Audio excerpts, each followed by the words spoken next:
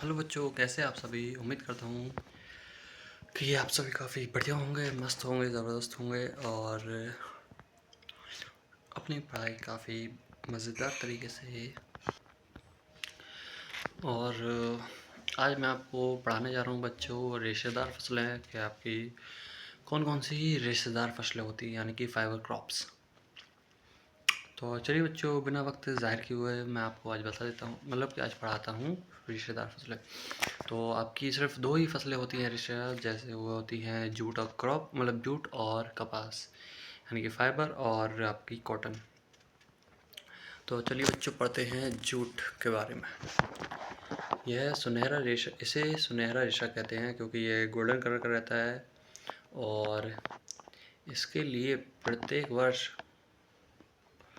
बाद में आने वाली मिट्टी आवश्यक है, यानी कि इसमें हम लोगों को जलोढ़ मिट्टी की ज़रूरत पड़ती है, क्योंकि जलोढ़ मिट्टी वही मतलब कि वो मिट्टी है जो हर साल पानी के बहाव के साथ आती है।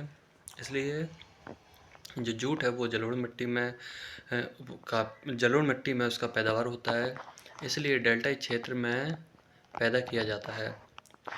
इसका प्रयोग थैले, बोरे या कालीन बनाने में होता है, यानी कि ये भी एक नगदी फसल है बच्चों, जिसका प्रयोग थैले, बोरे और कालीन बनाने में उपयोग होता है।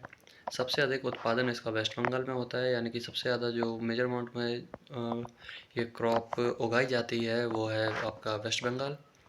और देश के बंटवारे के समय सबसे अधिक प्रभाव जूट पर ही पड़ा, क्योंकि इसका उत्पादन क्षेत्र पाकिस्तान में जबकि इसके कारखाने भारत में आ गए थे।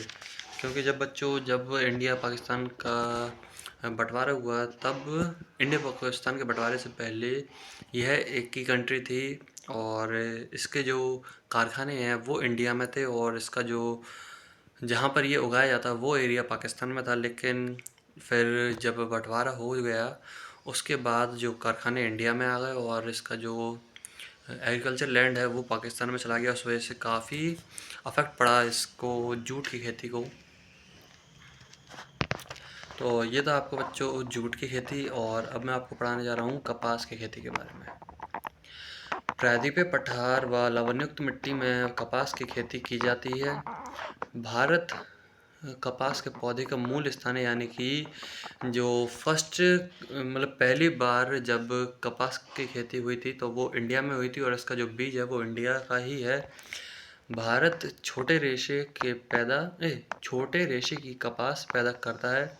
इसके अलावा लंबे रेशे की भी पैदा की जाती है। दोनों प्रकार की बच्चों कॉटन हमारे इंडिया में पैदा की जाती है, लेकिन लंबे रेशे की मुख्यत पैदावार अमेरिका में होती है। इसकी मतलब कि है तो बेसिकली अपने इंडिया का, लेकिन इसका ज़्यादातर अभी तो उसे फॉर्मेशन इसका अमेरिका में होता है।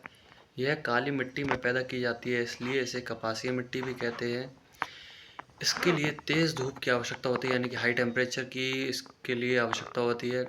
इसके प्रमुख क्षेत्र गुजरात, महाराष्ट्र हैं, यानी कि जो गुजरात और महाराष्ट्र का एरिया बच्चों, यहाँ पर कपास की खेती होती है।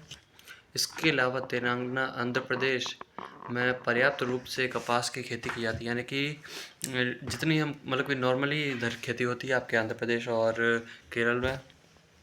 कपास के लिए 200 दिन के लिए पाला और ओले रहित मौसम होना चाहिए, यानी कि अगर इस बीच बारिश हो जाती है या ओले गिर जाते हैं तो इससे नुकसान रहता है कपास को, और इसके लिए सस्ता श्रम की आवश्यकता होती है। यानी कि ये भी बच्चों चाय और कॉफ़ी की तरह चीप लेबर वाली फसल है।